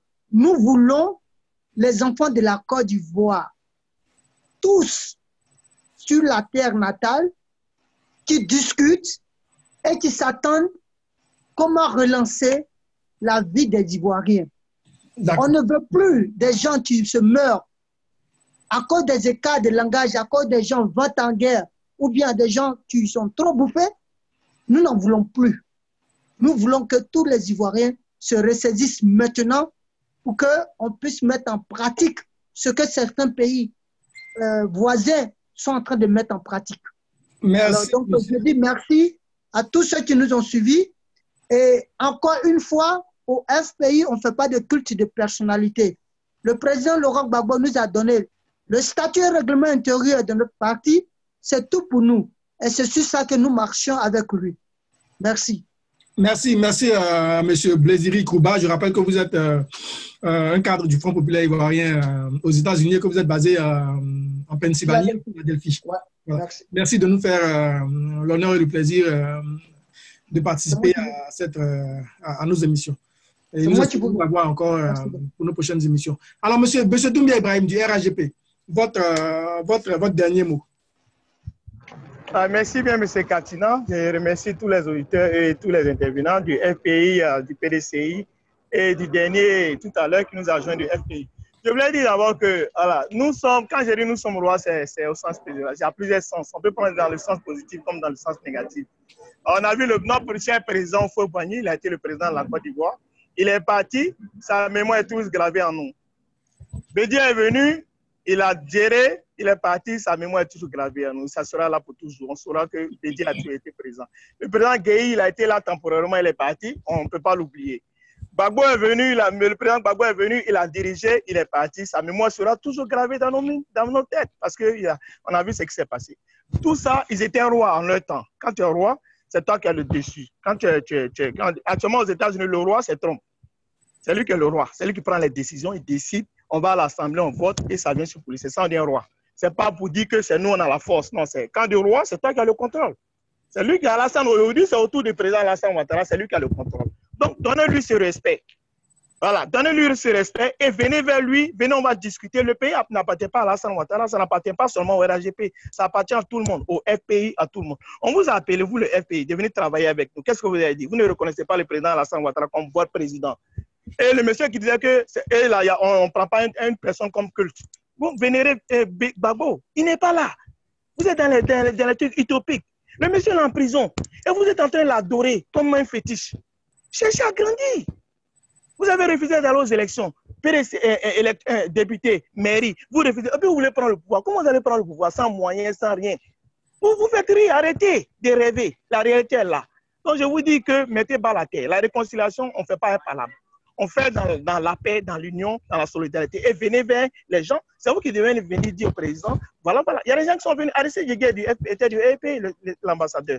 Il est venu, il a compris la réalité. Il est venu aujourd'hui, il est au RAGP. Tous les autres sont venus.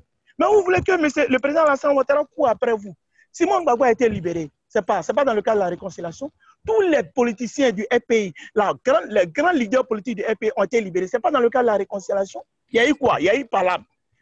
Il y a eu un bras de fer entre FPI et le RHDP. Qui a gagné? J'ai gagné le combat, je vous fous en prison et je gère le truc. C'est ce qui s'est passé, on nous libère un peu. Et je vous promets que bientôt le président va libérer 5000 personnes encore. Donc ce n'est pas dans le cadre de la réconciliation. Il n'est pas obligé de le faire. Vous ne le pardonnez, vous n'allez pas lui demander pardon. C'est lui-même par sa propre volonté, il se lève, il dit bon, je vais les libérer parce que vraiment c'est le temps d'apaiser les choses. C'est ce qu'il fait. Mais vous n'appréciez rien. Vous ne voyez que le négatif. De négatif, et vous voulez que nous, on vienne vers vous pour vous demander pardon. Dans quel but? Vous avez une fois demandé pardon le FPI? Vous avez demandé pardon? M. Soro, au moins, il a demandé pardon à la Côte d'Ivoire. Les gens du RHDP ont demandé pardon. Vous, le FPI, vous avez demandé pardon à qui? Donnez-moi un leader du FPI qui est venu demander pardon à la Côte d'Ivoire pour le mal qui a été fait. Tout le monde est coupable. Je n'ai pas dit seulement que le FPI est coupable. On a tous été coupables. Mais venez demander pardon. On dit la main qui demande pardon, c'est ce qui est en bas. Vous ne voulez pas, vous voulez qu'on va vous berner. Pourquoi? Vous êtes qui? On va pas vous bénir. Si vous voulez venir, venez. On vous donne du respect. Si vous ne nous respectez pas, on ne vous respecte pas. Vous nous respectez, on vous respecte. Ce n'est pas la philosophie actuelle du monde.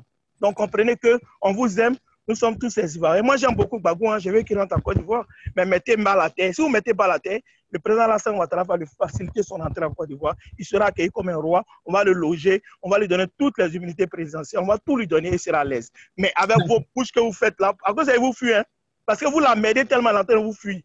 Vous énervez les autres. Le président Alassane Ouattara, donc lui-même là, il ne veut même pas vous voir. N'allez pas la m'aider. Laissez-le dans son coin là-bas. Il est en train de régler son problème Fatou Bensouda.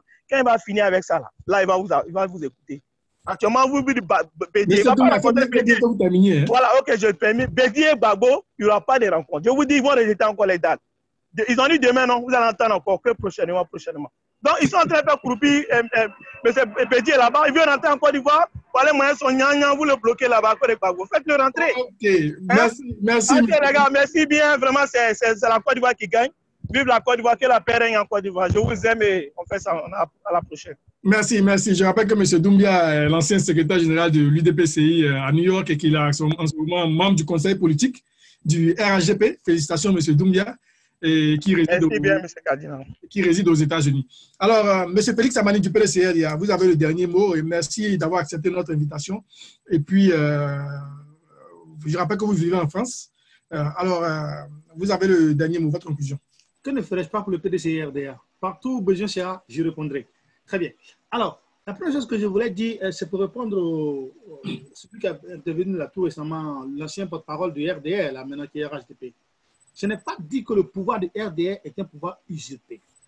Je parle d'usurpation quand il s'agit de conformer la CEI aux normes internationales. C'est ça qu'il s'agit. Or, là, on a l'impression que le RDR, le RHDP est en train de singer avec la démocratie, est en train de singer avec le peuple ivoirien pour ne pas qu'il y ait des élections crédibles dans le pays.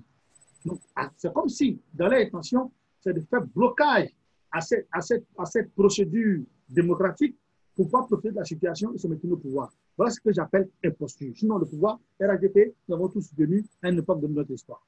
Donc, ça, c'est la première des choses. Deuxièmement, la rencontre entre le président Gbagbo et le président Bédié est du pain béni pour la Côte d'Ivoire. Longtemps, les partisans d'un leader ou de l'autre se sont regardés avec un regard pas très fraternel. Le fait que ces deux personnalités décident de se mettre ensemble et de parler de réconciliation pour les Ivoiriens, c'est du pain béni qu'on n'a pas cassé la vie. Nous devons tous prier pour que cette rencontre-là ait lieu. Nous devons tous prendre conscience que la réconciliation c'est comme l'oxygène pour une nation. Après ce qu'on a vécu, après ce qu'on a traversé. Et on ne se réconcilie pas contre quelqu'un, on ne se réconcilie pas pour quelqu'un, on se réconcilie pour le bien-être de tout le monde. C'est un bien commun. Et donc, chacun a sa main à mettre à la pâte. Donc, je suis vraiment quelquefois un peu écœuré de voir que le RHDP, a priori, ne souhaite même pas qu'il ait ce genre de choses-là. Pour un parti qui est au pouvoir, moi, je pose des questions. Et la dernière chose que je voulais dire, cette rencontre tant attendue entre Gbagbo et Bédié, et ça c'est mon mot de fin, si elle avait eu lieu 20 ans, 25 ans avant, juste après la mort de Fouad Boigny, qu'aurait été la Côte d'Ivoire? Voici mon mot de fin. Merci, M. Félix Samani, cadre du PDCI-RDA en France. Alors, chers amis, vous qui nous avez suivis depuis les réseaux sociaux et depuis également Radio Jacques Roger Show, je vous dis merci de nous avoir suivis. J'aimerais demander à tous les Ivoiriens de continuer de prier pour la paix en Côte d'Ivoire. J'aimerais demander aux militants du PDCI-RDA de prier pour le président Bédié parce qu'il fait en ce moment un travail remarquable. Et à ceux qui sont chrétiens catholiques comme moi, j'aimerais vous demander de faire des demandes de messe pour la santé du président Bédié, parce qu'on a vraiment besoin de lui en ce moment. Et puis, j'aimerais demander à tous de prier aussi, même pour le président Ouattara, parce que c'est notre président, c'est lui qui nous dirige. Alors, on a tous beaucoup de choses, beaucoup de rengaine, beaucoup de rancœur, mais je pense que le plus important, c'est la paix et c'est la réconciliation. Vraiment, que Dieu bénisse la Côte d'Ivoire. Merci de nous avoir suivis sur Radio PDCI-RDA et nous nous retrouvons dimanche prochain. Merci à tous. Voilà, au revoir. Au revoir. Merci beaucoup. Merci. Au revoir. Merci. Au revoir.